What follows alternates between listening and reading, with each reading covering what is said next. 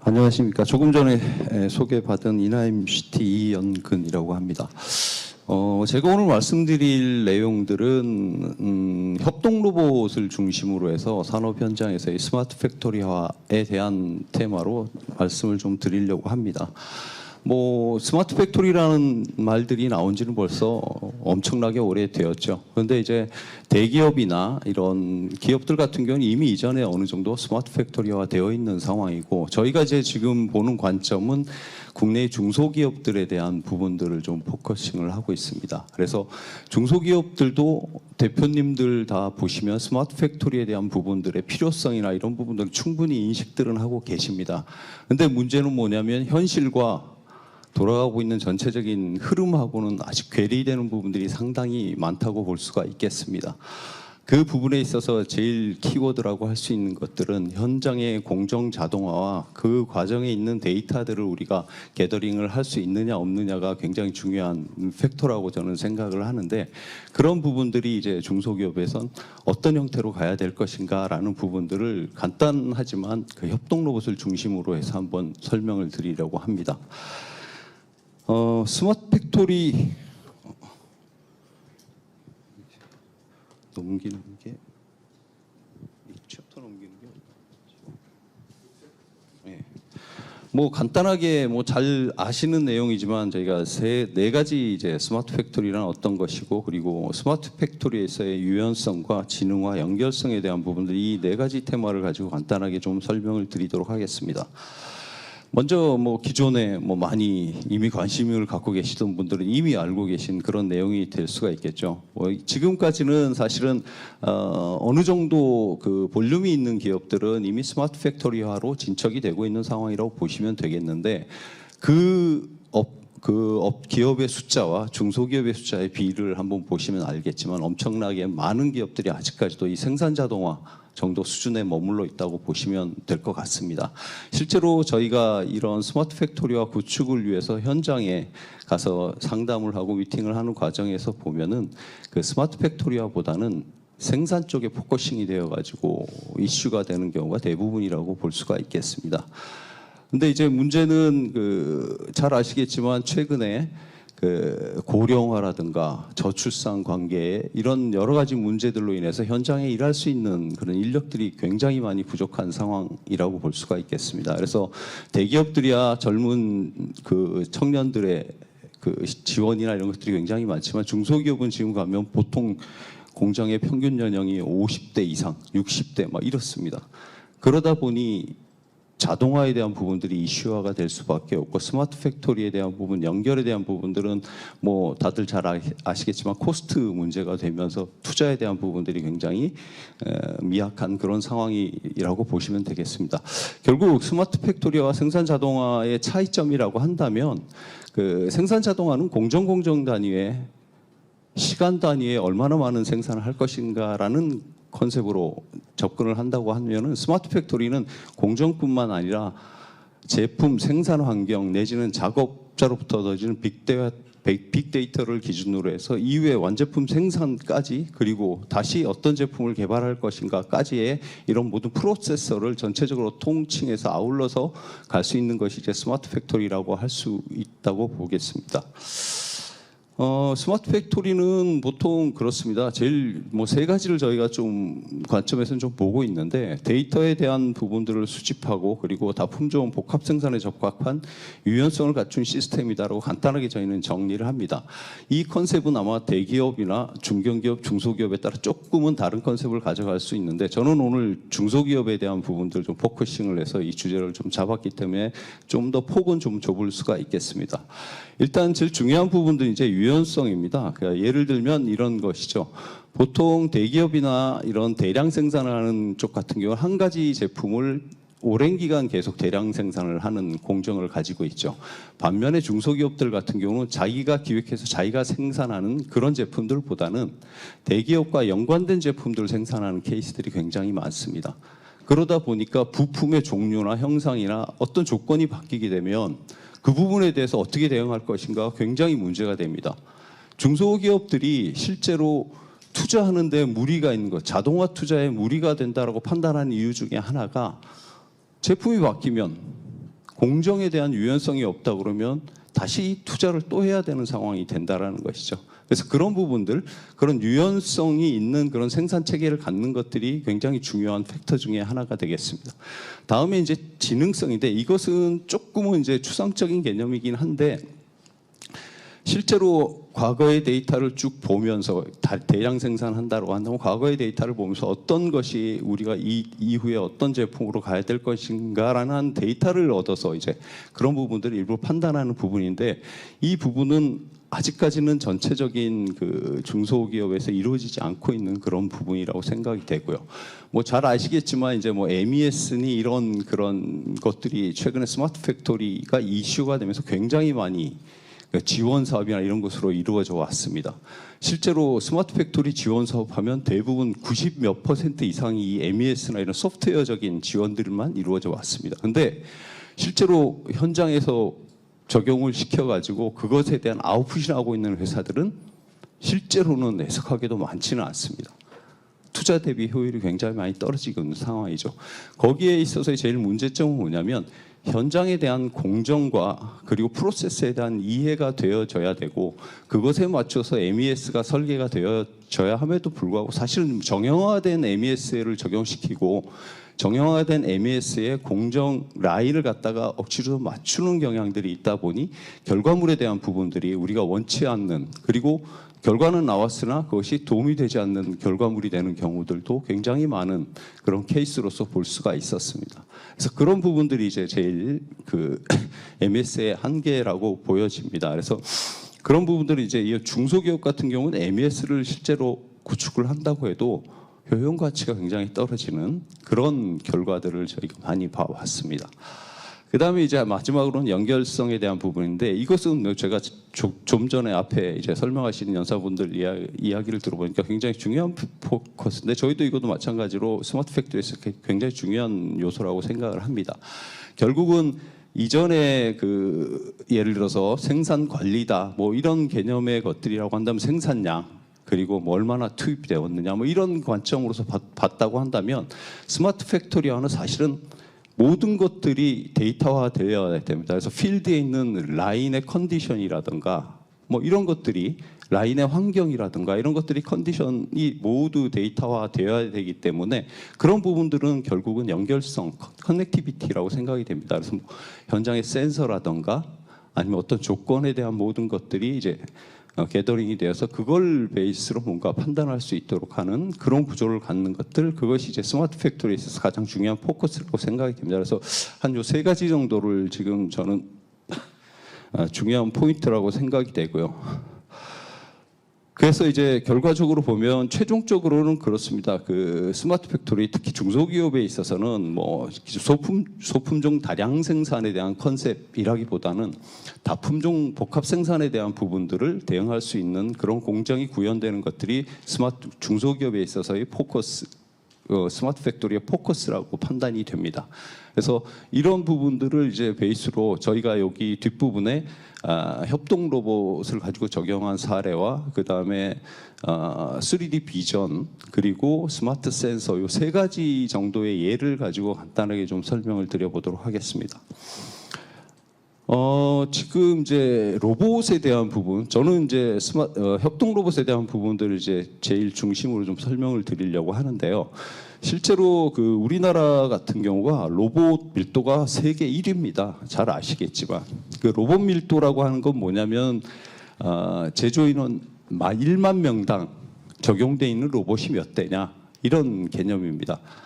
물론 절대 수로 본다면 중국이 월드 베스트죠. 가장 많이 적용, 거의 그 로봇의 한 22%, 30% 전 세계에 쓰고 있는 로봇이 집중되어는 있는데, 그 인원 10,000명당에 몇 대냐라는 개념으로 본다면 우리나라가 지금 1위입니다.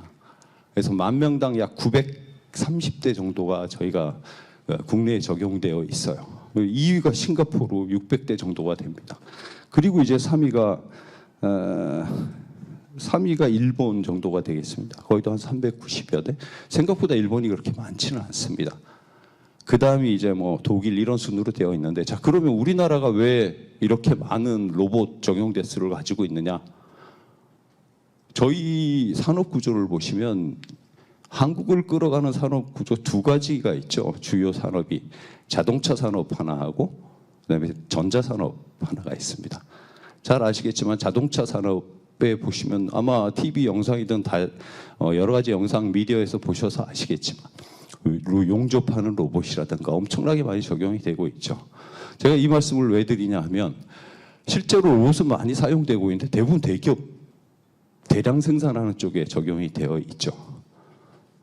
근데 중소기업이나 이런 쪽 같은 경우는 로봇을 적용하는 데 있어서 제일 문제가 이제 코스트에 대한 부분, 핸디캡들이 너무 많습니다. 비용이 굉장히 많이 들어가는 부분, 말씀드렸듯이 여러 가지 종류의 제품을 생산하다 보니 로봇을 설치를 하게 되면 플렉시블한 대응이 불가능해서 그런 것이 문제가 되는 것들이 일반적으로 그 핸디캡이라고 할 수가 있겠습니다.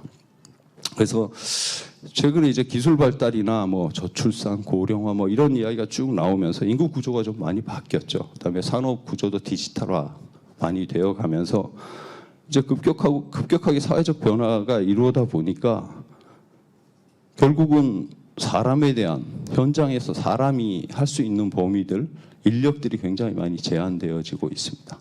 그래서 사람과 같이 움직일 수 있도록 설계된 그런 로봇이 이제 콜라보레이션 로봇이라고 협동 로봇이라고 보통 이야기를 하죠. 문제는 뭐냐면 일반 산업용 로봇 같은 경우는 주변에 사람이 같이 있을 수가 없습니다. 안전 규제가 있어요. 그래서 대부분 펜스를 쳐서 독립을 시켜놔야 되는 조건이 되죠. 그러다 보니까 중소기업들 같은 경우는 현장에 스페이스가 분명히 문제가 되고 여러 가지 제약 조건들이 많다 보니까 적용하기가 상당히 힘들었는데 이 협동 로봇 같은 경우는 사람하고 로봇이 같은 공간에서 움직일 수가 있습니다. 옆에서 뭔가 공정이 있고 넘겨주면 협동 로봇이 받아서 다시 할 수 있도록. 뒷부분에 설명드리겠지만 협동 로봇 같은 경우는 충돌이나 이런 부분에 있어서 굉장히 민감합니다. 그래서 사람하고 부딪혔을 때 바로 스탑할 수 있는 그런 기능들이 있습니다. 그래서 그런 부분들 때문에 이제 협동 로봇이 굉장히 많이 적용되어지고 있습니다. 그 다음에 하나는 굉장히 포터블한 개념이라고 생각하시면 됩니다. 일반 산업용 로봇들은 굉장히 큰 사이즈, 무게도 무겁고 셋업 하는데 굉장히 많은 시간들이 소요가 됩니다. 반면에 협동 로봇은 실제로 엔지니어가 없더라도 한 달에서 두 달 정도 교육만 된다면 충분히 핸들링이 가능한 굉장히 접근하기 쉬운 그런 특징들이 있습니다. 그래서 이제 이후에는 협동 로봇으로 굉장히 많이 시프트가 될 것이라고 보여지고 실제로 그 전 세계에 사용되고 있는 로봇 대수가 작년에 한 38만 대 정도가 됐습니다. 산업용 로봇이. 근데 이제 협동 로봇이 이제 2만 2천 대 정도 적용이 되었습니다. 근데 18년도에 기준으로 보면 18년도에는 40만 대의 산업용 로봇이 있었고 1만 8천 대 정도가 있던 협동 로봇이 이제 2만 2천 정도가 와서 이제 올라가는 적용되고 있는 그런 페이스는 굉장히 빠르다고 보여지고 국내에서도 지금 협동 로봇이 적용되고 있는 부분들이 굉장히 폭넓게 진행되어지고 있습니다. 그래서 앞에 말씀드렸던 이런 작업 호환성이나 쉬운 조작성, 설치 공간의 문제, 그리고 높은 안정성에 대한 이런 요소들이 이제 협동 로봇에 있어서 가장 중요한 장점이라고 보실 수가 있습니다. 결국은 호환성에 대한 문제는 서두에 말씀드렸지만 대부분의 이제 중소기업들 경우에는 제품의 라이프 사이클이 굉장히 짧습니다. 그러니까 한 제품 생산하고 나서 그 다음으로 바뀌어야 되는 조건들이 굉장히 많아지는데 기존에 있는 산업용 로봇은 참 적용하기 힘든 상황이었는데 협동 로봇은 거기에 굉장히 빠르게 적용이 가능한 그런 특징들이 있기 때문에 앞으로도 계속 적용이 되어질 것이다라고 보여지고 있고요. 밑에 이제 조작성이나 설치 공간, 뭐 높은 안정성은 앞에 말씀드렸던 내용이라고 할 수가 있겠습니다. 그래서 보통 이제 국내에서 하고 있는 국내 메이커들 중에 이제 두산이 협동 로봇의 가장 큰 바리에이션과 그다음에 성능상의 그 장점들이 많이 있습니다. 저희도 이걸 굉장히 어플리케이션으로 많이 사용하고 있는데 보통 보시면은 이제 여기에 보면 이제 최대 가반 하중이라는 게 있어요. 뭐냐면 들 수 있는 무게입니다. 협동 로봇은 그렇게 크지가 않아요. 사람보다 조금 더 큰 사이즈다 보니 무게들이 보통 굉장히 작은 게 핸디캡입니다. 들 수 있는 무게들이 보통 뭐 5kg에서 10몇 kg대 정도가 일반적인데 뭐 25kg 정도까지 가능합니다. 그래서 보통 보면 그 제품 생산하고 박싱을 해놓고 팔레타이징 하는 용도 이런 데 굉장히 많이 이 협동 로봇이 적용이 되어지고 있습니다. 과거에는 각각의 프로그램으로 뭐 자리를 잡고 이런 것들이 있는데 이제 저희 같은 경우는 그 소프트웨어를 개발을 해서 사이즈, 박스 사이즈와 적재 사이즈 높이를 주면 거기에 맞춰서 자동적으로 적용이 될 수 있도록 조금 AI 개념이 적용이 된 그런 소프트웨어를 개발해서 적용을 지금 하고 있는 상황입니다. 그 다음에 이제 제일 중요한 것들이 산업용 로봇하고의 차이점은 뭐냐면 이 각각의 로봇 축에 토크 센서들이 들어가 있어요. 토크 센서라는 얘기는 뭐냐, 힘을 디텍팅할 수 있는 센서가 들어가 있는 거죠. 그래서 안전에 대한 부분들이 완벽하게 이제 보완이 되는 겁니다. 그래서 움직이다가 어떤 조건에 이상의 힘이 가해지면 로봇이 바로 정지를 하는 그런 기능들을 가질 수 있고요. 그러다 보니까 어떤 것이 가능하냐면 이제 여러분들 제일 이해하시기 편한 건 자동차에 광 내는 공정이 있죠. 그걸 이제 일반적으로 이제 뭐 갈아내는 공정, 폴리싱하는 개념이죠. 산업용 로봇은 로봇 자체로 거의 불가능합니다. 왜냐하면 적절한 압이 가해져야 되고 회전이 되어야 되는 조건이 되는데 그러면서 폭을 넓게 가야 되는 그런 조건이 되죠. 그런 경우에는 토크가 민감하지 않으면 일정한 그런 폴리싱이 되지 않는 조건이 됩니다. 그런데 협동 로봇은 이런 각각의 토크 센서를 통해 가지고 그런 것들이 컨트롤이 가능하기 때문에 폴리싱 공정이나 이런 것들이 심플하게 됩니다. 예를 들어서 만약에 폴리싱을 한다 그러면 폴리싱할 수 있는 이 그라인딩 부분들이 있고 그다음에 회전하는 부분들을 일반적으로 산업용 로봇은 별도로 달아줍니다. 그리고 이제 6층 로봇이 있어서 이렇게 움직이게 되는데 이 토크의 민감도에 따라서 러프한 것들은 가능하겠지만 뭔가 좀 정교한 그런 폴리싱을 해야 되는 경우는 산업용 로봇으로 적용하기가 굉장히 까다로운 그런 단점들이 있습니다. 다음에 또 하나는 일반적으로 이 협동 로봇 같은 경우는 안전에 대한 부분들이 굉장히 민감하기 때문에 세이프티 존을 설정을 할 수가 있습니다. 소프트웨어적으로. 그래서 사람이 움직이고 있고 로봇이 움직이는 공간이 공유되는 공간이 있다고 한다면 그 공간에서는 속도를 완전히 드롭시켜 가지고 운전을 할 수 있도록 하는 그런 세이프티 존 기능이 있고요. 그다음에 이제 버추얼 펜스가 있습니다. 이것은 뭐냐면 뭐 일반적으로 산업용 로봇은 그 물리적인 펜스를 쳐야 되는 그런 문제가 있는데 그래도 안전에 대한 부분들을 커버를 하기 위해서 로봇이 움직이는 궤적 내에서 버추얼 존을 설정을 해놓으면 이 로봇이 그 밖에 나가지 않고 뭔가 안에 들어오게 되면 그건 이제 센서를 별도로 써야 되겠지만 정지를 하는 그런 기능들이 별도로 있습니다. 이것은 이제 그 일반적으로 산업용이 할 수 없는 이거는 지금 어떤 예냐면 이제 동영상을 잠깐 보여드릴 텐데 그 산업용 컴퓨터에 CPU하고 그다음에 램하고를 이제 삽입하는 공정입니다. 삽입했다 빼는 공정. 일반적으로 산업용 로봇으로 이게 불가능합니다. 왜냐하면 뒤에 보시면 알겠지만 어느 적절한 힘으로 또 눌러줘야 되고 빼줘야 되고 하는 공정들이 있는데 한번 보시면 금방 이해가 되실 것 같은데 지금 보면 이제 램을 꽂혀 있는 램을 빼는 공정이 되겠습니다. 저렇게 해서 클램핑을 해서 빼고 이 공정은 아마 산업용 로봇도 할 수 있을 텐데 저렇게 꽂아 넣는 공정은 조금 민감합니다. 왜냐하면 접촉이 완전히 돼야 되기 때문에 천천히 안으로 이렇게 들어가는 토크를 조정해가면서 가는 그런 부분이 필요하고요. 그 다음에 이제 CPU 쪽에 있는 부분들 저렇게 CPU를 넣고 그 다음에 덮는 공정, 저 스프링을 갖다가 힘 제어를 해가지고 갖다가 꽂아놓고 다시 거기에 맞춰서 다시 유격시켜내는 이런 공정에 대한 부분들은 이 협동 로봇이 할 수 있는 굉장히 파워풀한 기능이라고 볼 수가 있고 사람이 하는 것들을 이제 이렇게 커버가 가능하게 되는 거죠. 그 다음에 나머지 사례는 뭐 저런 글루잉 하는 거라든가 이런 건 아마 일반적인 그 산업용 로봇도 가능한데 공정 내에서 한다라는 게 가장 큰 차이가 되겠습니다. 저 옆에서 사람들이 작업을 같이 하고 있는 거죠. 이것도 마찬가지로 이것은 이제 세탁기 안에 이 드럼통 부분들을 조립하는 공정인데 거기에서 사람들 주변에서 같이 작업을 하고 있고 이것도 마찬가지로 이제 팔레타이징하는 주변에 이제 펜스나 이런 것들이 없습니다. 주변의 공정을 위해서 사람들이 계속 움직이고 있는 그런 조건이 되겠습니다.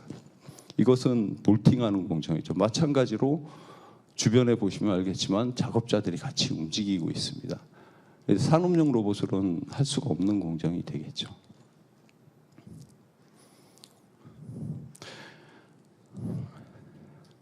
마찬가지로 뭐 볼팅 공정도 협동 로봇을 통해 가지고 저거 누르는 힘도 조정이 가능하니까요. 이건 뭐 최근에 서비스 쪽 로봇에도 이런 협동 로봇이 적용되어져 있습니다. 그래서 뭐 커피, 바리스타 로봇이라고 해갖고 뭐 참 그냥 샘플로 하나 보여드렸는데요. 그래서 기본적으로 앞에 말씀드렸던 협동 로봇과 하나는 이제 그 다음에 스마트 팩토리 하기 위해서 필드에 있는 데이터들을 얻는다라는 개념은 뭐냐면 로봇이 움직이려면 뭔가 확인이 돼야 되죠. 그러려면 이제 비전 시스템이 들어가게 되는데 일반적인 검사, 미크론 단위의 검사, 반도체 검사 공정에 들어가는 그런 개념보다는 워크의 형상을 인식하는 그런 3D 비전이 있습니다. 그래서 이 3D 비전을 통해 가지고 워크의 형상들을 파악하고 로봇이 잡아내는 그런 공정인데 이게 왜 중요하냐라고 저희들이 생각하냐면 사실은 그렇습니다. 보통 이런 것들이 적용되고 있는 것들이 예를 들면 프레스하고 나온 그 프레스 부품들을 갖다가 다시 가공 공정으로 넘기려고 한다면 자동으로 하려면 이것을 정렬하는 공정이 필요하게 되죠. 정렬하는 공정은 결국 설비 투자가 돼야 되는 거죠. 아니면 사람이 다시 꽂아서 팔레타이징을 해서 갖다 줘야 되는 경우가 있는데 3D 비전을 통하면 랜덤하게 박스에 떨어져 있는 그 형상의 물체를 갖다 바로 집어가지고 가져갈 수가 있습니다. 그래서 사람이 필요 없고 별도의 설비도 필요 없는 그리고 데이터화할 수 있는 그런 공정이 처리가 되는 것이죠. 그래서 보시면 자동차 부품 자재라든가 아니면 알루미늄 부품 그다음에 뭐 플라스틱 사출물이나 이런 것들이 다 형상이 인식이 되어 가지고 크램핑이 가능합니다. 사람하고 똑같은 개념이죠. 위치가 달라진다고 해도 잡아서 같은 위치로 갖다 만들어 줄 수 있는 그런 구조를 가질 수가 있습니다. 그것이 이제 3D 비전이라고 저희가 이제 그 스마트 팩토리 구현하는 데 있어서 가장 중요한 팩토로서 적용시키고 있는 비전 시스템이 되겠습니다.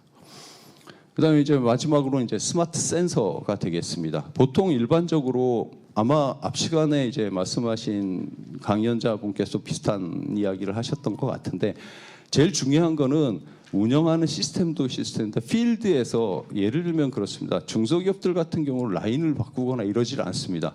어떤 조건 라인에서 우리가 스마트화 시키고 싶다 그러면 로봇 갖다 놓고 뭐 갖다 놓고 해서 하자라는 이런 컨셉의 것들이 굉장히 많습니다. 그 이유는 뭐냐면 결국은 레이아웃을 바꾼다거나 공장에 대한 구조를 바꾼다는 건 굉장히 큰 공사가 되기 때문에 그 상태에서 어떻게 할 것이냐라는 테마가 제일 큰 테마가 됩니다. 그럴 때 이제 저희들이 로봇이나 3D 비전을 이용해서 공정 집어넣는데 제일 중요한 건 뭐냐면 센서라는 부분들이 굉장히 중요한 요소 중에 하나가 됩니다. 왜냐하면 어떤 경우에 예를 들면 그렇습니다. 설비의 진동이나 이런 것들에 대한 부분들이 생긴다고 하면 자, 거기다 센서를 붙여야 될 거고요. 그다음에 온도에 대한 부분, 뭐 여러 가지 팩터들이 있는데 이런 스마트 센서들이 한 가지 요소를 팩터를 센싱하는 것들이 일반적이라고 한다면 이렇게 67가지를 한꺼번에 센싱할 수 있는 센서들이 있습니다. 그래서 보면 가속도나 온도, 습도, 조도, 그다음에 자이로, 자속, 기압, 소리 이게 모든 것을 한 센서로 다 디텍팅이 가능합니다. 그래서 이런 센서들이 이제 스마트 팩토리 구성하는데 굉장히 중요한 요소가 되겠죠. 그래서 거기에 맞는 센서를 적용해야 되는데 이게 장점이라고 한다면 그렇습니다. 보통 그 센서나 기존에 구축되어 있는 공장의 메인 시스템에다가 뭔가를 더 추가를 하기 위해서는 이 메인 시스템에 맞는 커넥션이 가능한 그런 디바이스가 있어야 되겠죠. 그러려면 각각의 메이커들이 많이 달라진다고 하면 적용시키는 데 상당히 애로사항들이 많습니다. 근데 이제 이런 6개의 종류가 한꺼번에 센싱이 되는 센서라고 한다면 하나의 센서로 모든 것을 다 커버가 가능하다라는 그런 장점이 있을 수가 있겠죠. 그래서 저희가 현장에 스마트 팩토리 구축하는 현장에는 이런 센서들을 굉장히 많이 적용을 시키려고 하고 있습니다. 뭐 요거는 참고로 이것도 센서인데 이것은 이제 물류 쪽 관련된 센서라고 보시면 되겠습니다. 뭐냐면 충격량이나 습도, 온도, 기울기 등을 확인할 수가 있는데 예를 들면 이런 밑에 보시면 박스에서 수출을 하는 어떤 설비들이 있다. 그러면 여기에 센서를 붙여서 결국 문제가 생겼을 때 책임에 대한 부분들이 문제가 되거든요. 그래서 설비의 진동이 얼마나 갖고 충격이 얼마나 이 데이터가 계속 누적이 되어 있습니다. 단위 기간 동안. 그래서 문제가 생겼을 때 이것을 데이터를 쭉 보게 되면 충격이 급하게 가해지거나 아니면 어떤 문제가 있다거나 습도가 변동이 굉장히 컸다거나 이런 요소들을 확인할 수가 있는 그런 센서라고 보시면 되겠습니다. 이것도 현장에서 꽤 적용이 되고 있는 센서입니다. 그래서 이런 모든 데이터에 대한 부분들을 저희는 이제 스마트 솔루션들, 모니터링 솔루션에다 다 받아내고 있습니다. 그래서 로봇이 실제로 움직이고 있는 그런 동선에 대한 데이터들도 계속 받고, 그 다음에 그 3D 비전에서 확인하고 있는 그런 데이터들도 계속 받고, 그 다음에 스마트 센서에서 변동되는 값들도 계속 받아서 그런 부분들을 전체적으로 모니터링을 해서 고객의 현장, 스마트 공장의 현장에서의 모든 그런 움직임 요소들을 다 디텍팅을 해서 데이터화하는 것과 더불어서 생산 투입과 그다음에 제품의 생산량에 대한 부분들까지 다 모니터링이 가능한 그런 시스템들을 종합적으로 갖추어서 중소기업의 그 스마트 팩토리화에 지금 전력을 하고 있습니다. 그래서 공정 모니터링이나 아니면 이런 생산량 모니터링, 그다음에 센서 모니터링, 웹 모니터링은 별도로 다 구현을 해 놓은 상태여서 단위 공장에서 필요한 모든 팩터들을 한꺼번에 저희들이 솔루션을 제공할 수 있는 그런 비즈니스를 저희들이 하고 있습니다. 결국 이제 정리를 하면 스마트 팩토리에서는 이제 초기 투자 비용에 대한 부담이라든가 아니면 소비자 니즈에 대한 다변화, 그다음에 다양화에 대한 대응, 그리고 생산 제조 관리의 어려움에 대한 부분들을 기업에 맞는 투자. 지금 최근에는 이제 중소기업 같은 경우는 지원 사업들이 굉장히 있습니다. 그래서 연결하는 것들도 굉장히 좀 활발하게 하고 있고요. 생산 공정부터 물류 이송까지 모든 솔루션들 저희들이 제공을 하고 있습니다.